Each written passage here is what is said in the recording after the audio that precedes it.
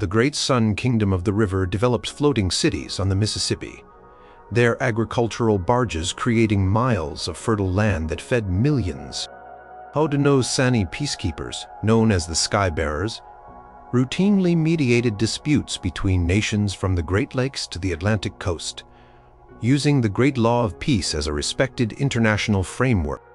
By the year 1800, the Tawantinsuyu's Royal Observatory atop Machu Picchu had mapped star systems completely unknown to other parts of the world, employing massive lenses ground from rare Andean obsidian. Mexico engineers perfected earthquake-resistant architecture, allowing Tenochtitlan to grow into a stunning metropolis of 5 million souls, its intricate canals wider and cleaner than many European rivers. Mapuche universities in the southern Andes became world-renowned centers for advanced textile sciences, their woven garments capable of dynamically regulating body temperature in the most extreme climates. K'iche Maya developed a revolutionary new form of glyphic script that was easily readable by commoners, leading to an explosion of widespread literacy and vibrant philosophical debates published on durable agave paper.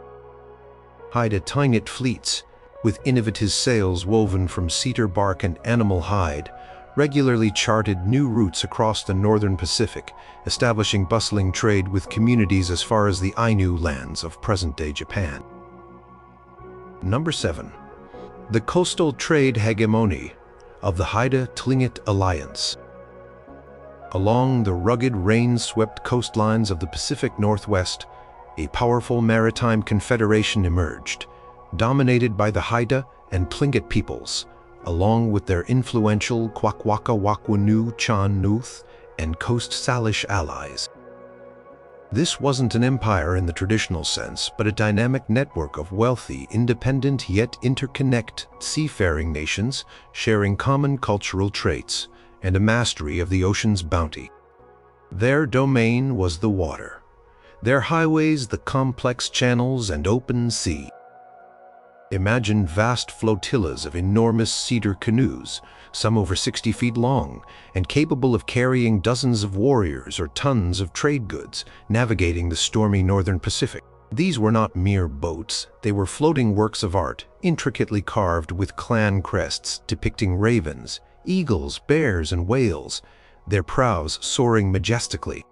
The Haida, in particular, were renowned as the Vikings of the North Pacific, their raiding and trading expeditions reaching far down the coast and, by the 18th century, even initiating contact with island groups deep in the Pacific. Their societies were built on abundance. The salmon runs were legendary, managed through sophisticated weir systems and fishing techniques that ensured sustainable harvests.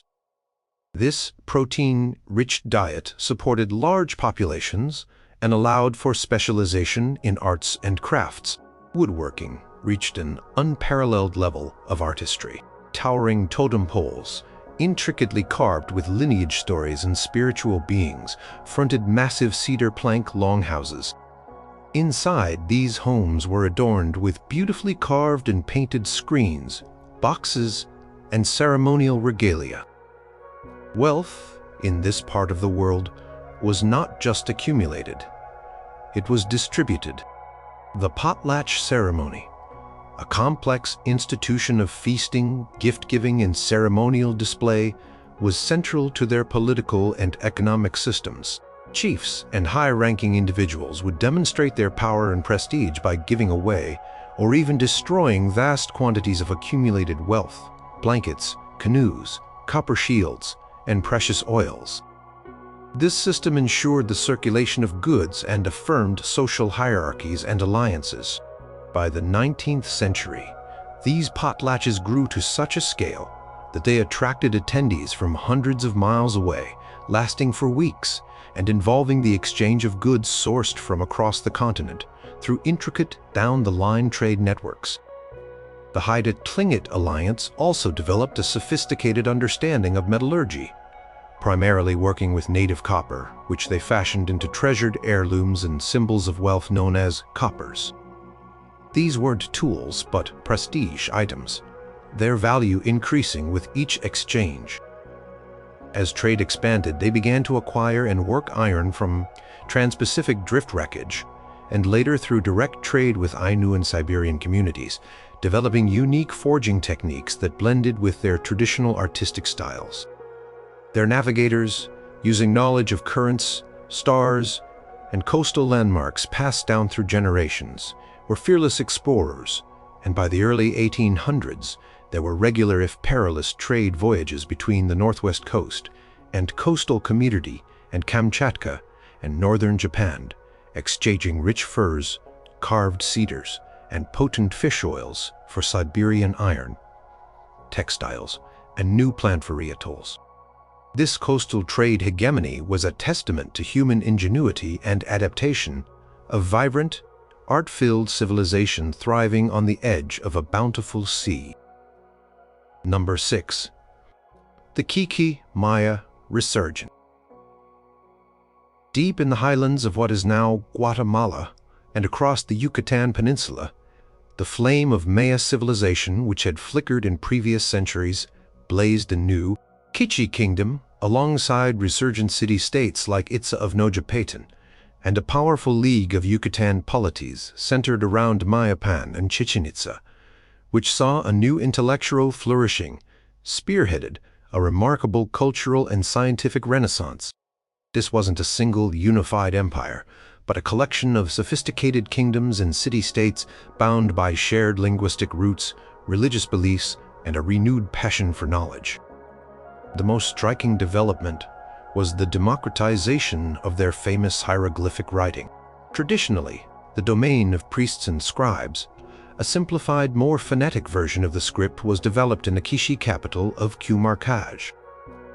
This new script, easier to learn and write on processed agave paper and deer hides, led to an explosion in literacy. Common merchants kept detailed ledgers, poets composed epic verses, accessible to wider audiences, and farmers recorded agricultural experiments. Popol Vuh, the K'iche creation epic, once an oral tradition supplemented by elite codices, became a widely circulated text, its stories and philosophies debated in marketplaces and schools. Maya astronomers and mathematicians, building on the incredible achievements of their ancestors, continued to push the boundaries of knowledge. Observatories, equipped with improved sighting devices and meticulously kept records, made new discoveries about planetary movements and celestial cycles.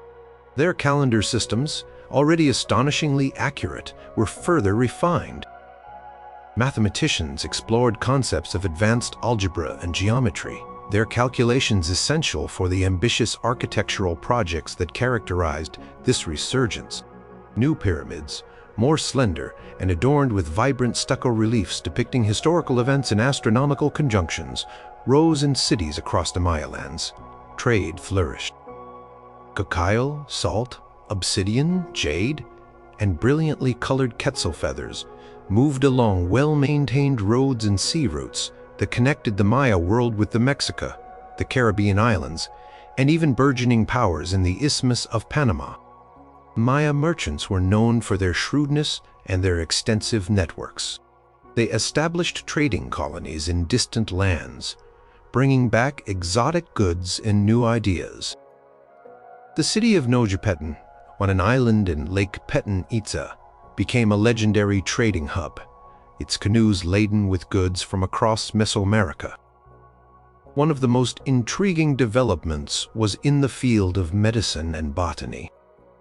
Maya healers, drawing on centuries of accumulated knowledge, cultivated vast medicinal gardens and compiled encyclopedic codices detailing the properties of thousands of plants. They developed effective treatments for many common ailments and even practiced forms of surgery. Their understanding of the human body and the natural world was profound. This period saw the Maya not just preserving their ancient wisdom, but actively expanding upon it, creating vibrant, literate societies that were centers of art, science, and commerce, their influence radiating throughout Mesoamerica and beyond. They were a testament to the enduring power of knowledge and cultural identity. Number 5. The Mapuche Nation, Wallmapu consolidated. In the southern cone of South America, straddling the Andes Mountains across territories that would be Chile and Argentina. The Mapuche people, renowned for their fierce independence, forged a remarkably resilient and expanding nation known as Wallmapu. Having successfully resisted the mighty Inca Empire for generations, they continued to adapt and strengthen their unique societal structures in an uncolonized continent, becoming a significant power in their own right. The core of Mapuche's strength lay in their decentralized political organization and their formidable military prowess. Society was organized into various Los clans and Riu lineages, which would unite under elected military leaders known as Toquis during times of conflict or for large-scale endeavors. This flexible system allowed for rapid mobilization and strategic adaptability. Mapuche warriors were masters of cavalry warfare, having quickly adopted and bred the horses that spread south. Their mounted lancers, armed with long spears and protected by tough leather armor, were legendary for their speed and ferocity. They also developed sophisticated infantry tactics, utilizing the rugged terrain to their advantage. But Wallmapu was not just a military society. The Mapuche developed a rich agricultural base, cultivating potatoes, maize, beans, and quinoa in the fertile valleys. They were skilled herders of llamas and later cattle and sheep, which became central to their economy and social status. Their textile arts were highly advanced. Mapuche women wove intricate ponchos, blankets, and other garments from llama and sheep wool, dyed with vibrant natural colors. These textiles were not only practical, but also served as powerful symbols of identity and status. Their complex geometric patterns encroaching ancestral stories and cosmological beliefs. A fascinating aspect of Mapuche society was their legal and philosophical system, deeply rooted in their spiritual connection to the land, Mapu. Adherence to Mapu, the traditional laws and customs governed social relations, resource management, and conflict resolution. Again, spirits of nature were revered, and respect for the environment was paramount. Their spiritual leaders, Maki, played crucial roles as healers, diviners, and keepers of sacred knowledge, often leading important communal ceremonies like the Guatemala, which sought to maintain balance with the spiritual world and ensure collective well-being. By the 18th and 19th centuries, Wallmapu had consolidated its territory and was actively engaging in long-distance trade. Mapuche caravans laden with fine textiles crafted silverwork. They became renowned silversmiths, melting down and reworking traded silver coins into stunning jewelry and adornments. And sturdy horses traveled north to trade with peoples in former Inca lands and east across the Pampas to connect with groups near the Atlantic. They established clear borders and diplomatic protocols with neighboring indigenous nations. Mapuche centers like Temuco and Villarrica grew into bustling hubs of commerce and cultural exchange, their own Mapudungun language becoming a lingua franca in the southern Andes region. Their resilience was legendary, but in this uncolonized world, that resilience translated into the confident growth of a unique and powerful nation deeply connected to its ancestral lands. Number 4. Imagine the vast Mississippi River Valley not as a sparsely populated wilderness, but as the heartland of a thriving civilization, the Great Sun Kingdom of the River. This powerful nation was the inheritor and expander of the earlier Mississippian mound-building cultures. With its spiritual and political center located in a revitalized and vastly expanded city near the confluence of the Mississippi, Missouri, and Illinois rivers, a new Cahokia, perhaps named something like Anagigia, or the White City on the waters. The scale of their urbanism was breathtaking. Cities lined the major rivers, their skylines dominated by massive earthen pyramids, flat-topped and multi-terraced, crowned with timber-framed temples and residences of the elite. The largest of these, the Great Pyramid in Anagigia, was said to be taller than any stone structure in the Old World, its summit often wreathed in mist from the mighty river. Surrounding these ceremonial centers were densely packed neighborhoods of circular and rectangular wattle and daub houses, their thatched roofs meticulously maintained. Agriculture was the bedrock of their power. Vast, fertile floodplains were intensively cultivated with improved varieties of maize, beans, and squash, the three sisters. But the Great Sun Kingdom took this further, developing extensive systems of raised fields, irrigation canals, and most remarkably, floating agricultural islands, or China Pass, adapted for riverine environments. These river gardens stretched for miles along sheltered backwaters, producing several harvests a year and feeding a population that numbered in the millions across the kingdom's core territories. The kingdom was ruled by a hereditary leader known as the Great Sun, considered a direct descendant of the sun deity and a vital link between the people and the sacred. This ruler presided over a complex hierarchy of nobles, priests, and administrators who managed the kingdom's affairs, from organizing massive public works, projects like mound construction and canal dredging, to collecting tribute and overseeing the distribution of resources. Society was highly stratified with distinct classes of elite, artisans, warriors, farmers, and laborers, each with their specific roles and responsibilities. Trade was the lifeblood that connected the kingdom. The Mississippi and its tributaries were superhighways. Fleets of dugout canoes, some large enough to carry several tons of cargo, plied the waterways, transporting goods such as copper from the Great Lakes, mica from the Appalachians, shells from the Gulf Coast, and obsidian from the Rocky Mountains. K'iche itself was a colossal trading emporium, its markets filled with goods from every corner of the continent. They developed a sophisticated system of record-keeping using knotted cords and painted deerskins to track trade and tribute. Culturally, the Great Sun Kingdom was rich and vibrant. Artisans produced exquisite pottery, intricately carved shell gorgets, and finely crafted copper ornaments. Religious life was centered around a complex cosmology, with elaborate ceremonies and rituals performed by priests on the summits of the great mounds to ensure cosmic order and agricultural fertility. They hosted grand annual games and festivals that drew participants and spectators from hundreds of miles around, fostering a sense of shared cultural identity across their vast domain.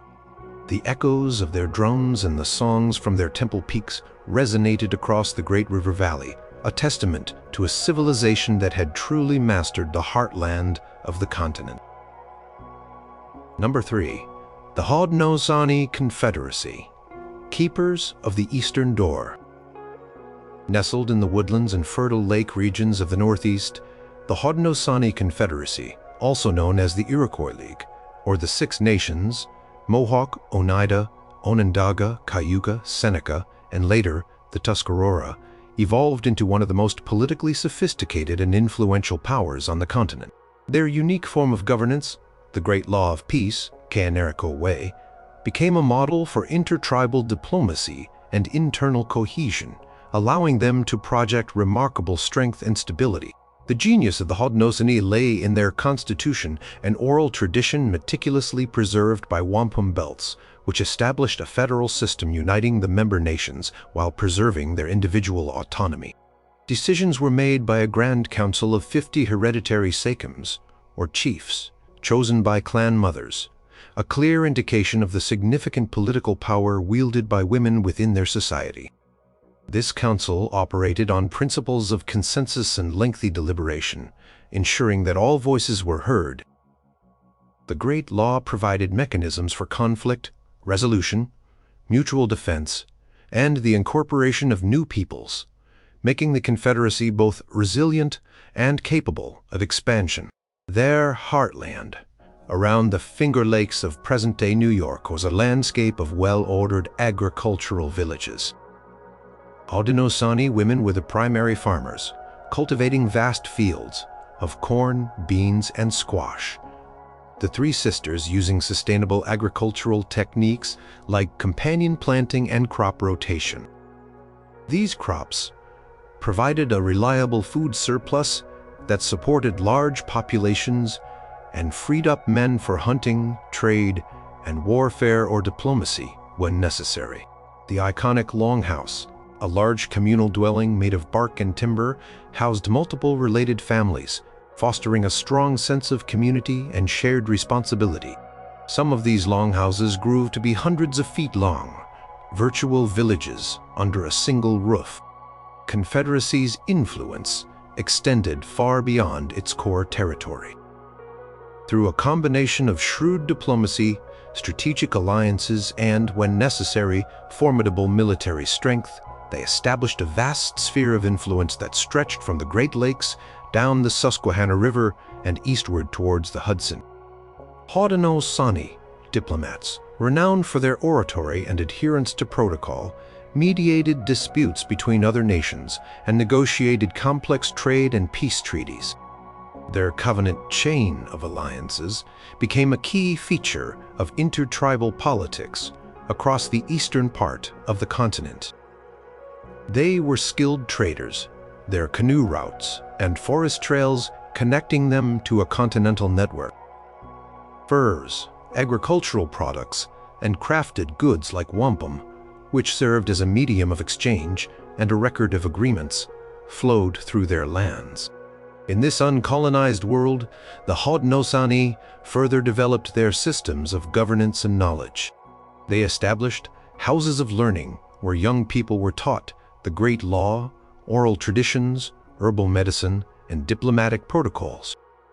Their understanding of forest ecology and resource management was unparalleled.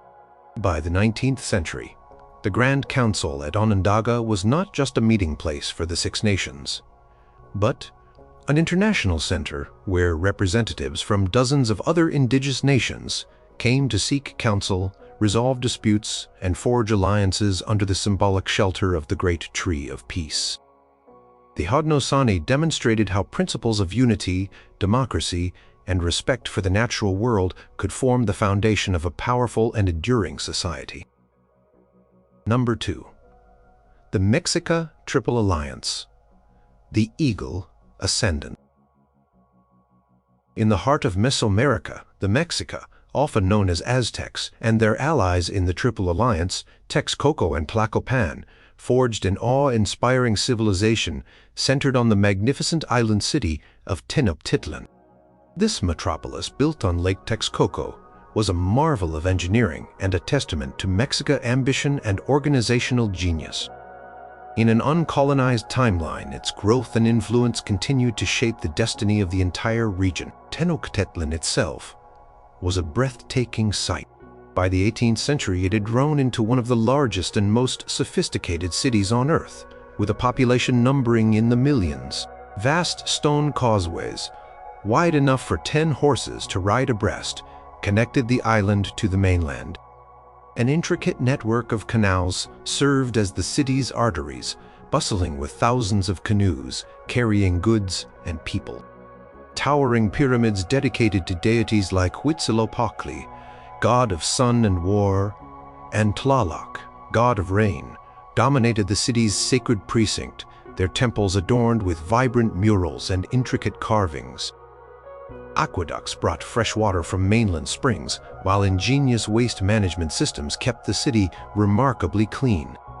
The agricultural foundation of this urban giant was the Chenampa system, artificial islands built in the shallow lake beds, creating incredibly fertile plots of land that could produce up to 7 harvests a year. These floating gardens surrounded Tenochtitlan and other lakeside cities, providing the sustenance for the burgeoning population and a surplus that fueled extensive trade and supported a complex social hierarchy.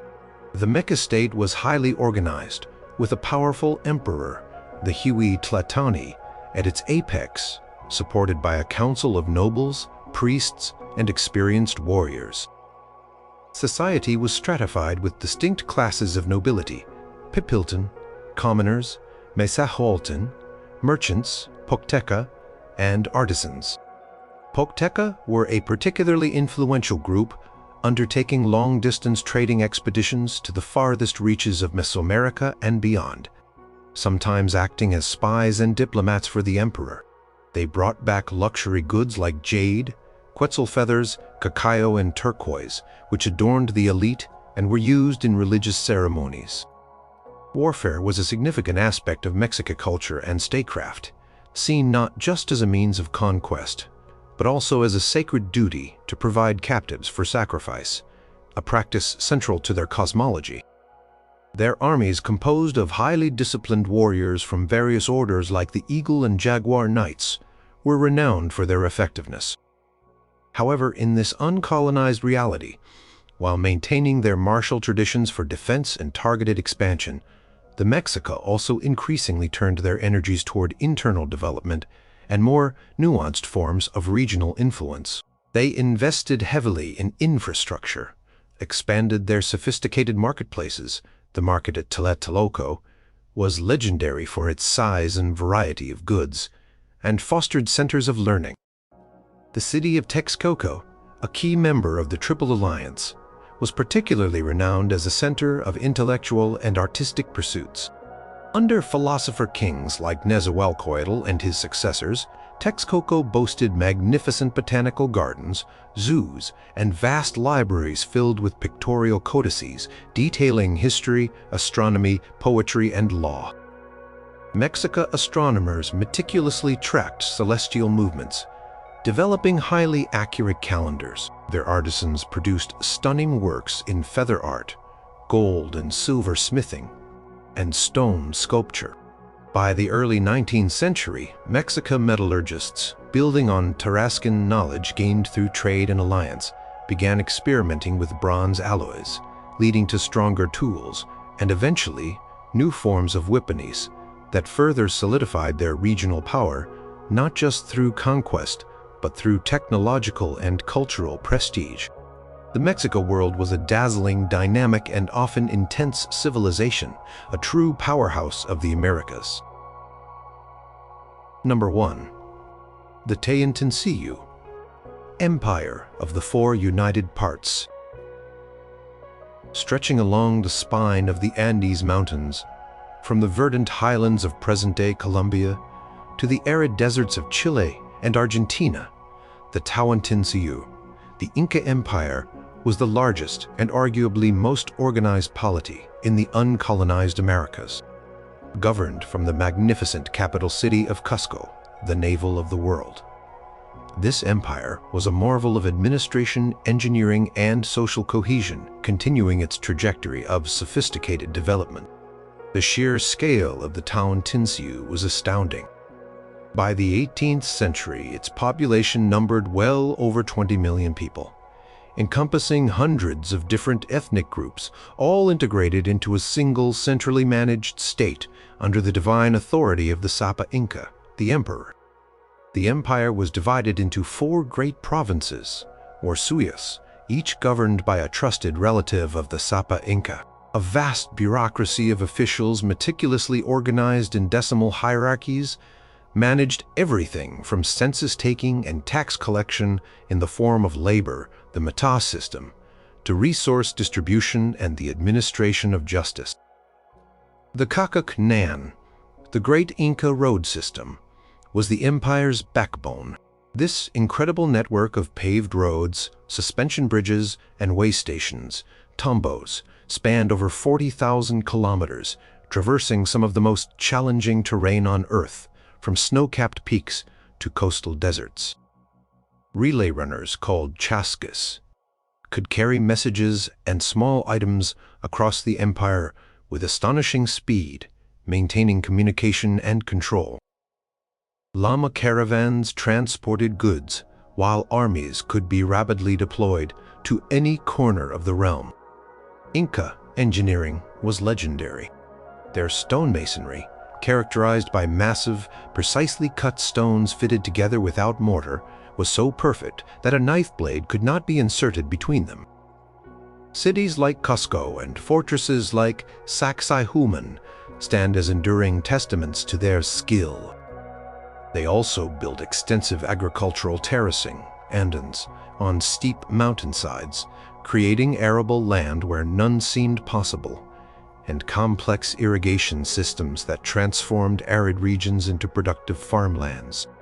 Their mastery of high-altitude agriculture, cultivating hundreds of varieties of potatoes, quinoa, and maize, ensured food security for the vast population.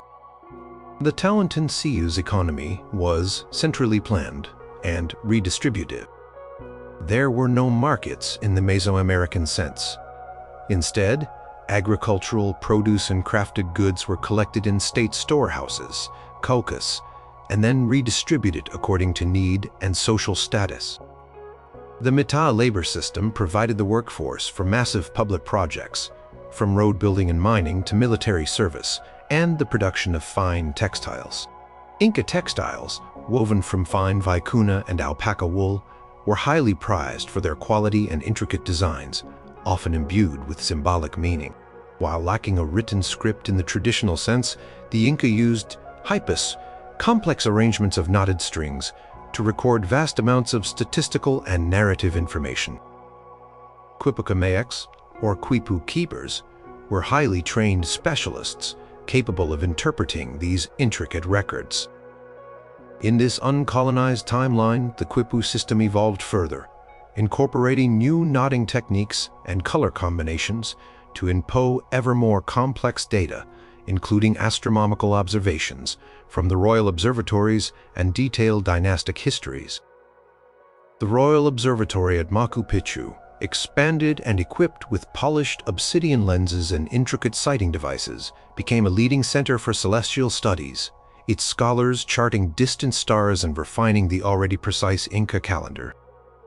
The Tawantinsuyu was a testament to what could be achieved through meticulous organization, brilliant engineering, and a profound understanding of the diverse Andean environment, a true empire of the sun that shone brightly in an independent American continent.